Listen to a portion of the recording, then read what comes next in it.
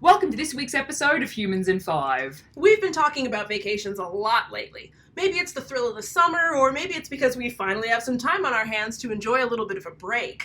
Either way, we're excited about taking the opportunity to see new corners of the world near and far. People often find holiday ideas in a range of places. Some people look to the internet or social media for inspiration, while others will chat with their friends, family, or a travel agent to get some ideas for a new place to visit. Now, travel ideas are being put forward by a fairly unexpected source.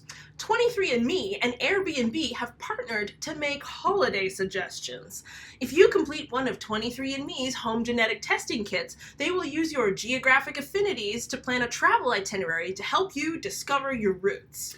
After comparing your genes to their database, they claim that they can plan that perfect travel itinerary of your DNA journey. Now, they're not alone in offering this type of DNA adventure. Spotify have also paired with Ancestry DNA to offer DNA playlists showcasing music from the region they think your genes are associated with. Gusto TV, a lifestyle channel, also has a show called DNA Dinners, where chefs paired with Ancestry DNA to prepare meals from regions your genes seem to be associated with. All of these offerings have us anthropologists raising one heck of an eyebrow. People in the wider world wonder, what are these promotions really saying about our genes? Are they saying that our culture, our worldview, and our interests should be determined by our DNA? The short and obvious answer is no.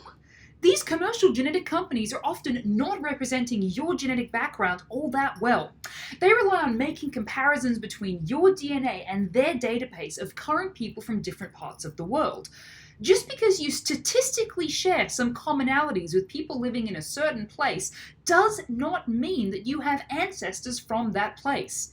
These companies just don't have the resolution to know these kinds of genetic details. More importantly, these types of offers are reinforcing the idea that biological groups matter.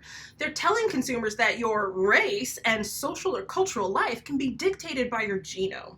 We've said it before and we'll say it again. These races, or geographic regions as defined by DNA companies, are arbitrary and often don't reflect real biological variation. Our social and cultural lives are based on so much more than some geographic boundary determined by a company trying to make some cash rather than unpack complex and nuanced genetic information. We'll touch more on these topics in the future, we're sure, and we'll see you next time on Humans in 5. And don't forget to subscribe!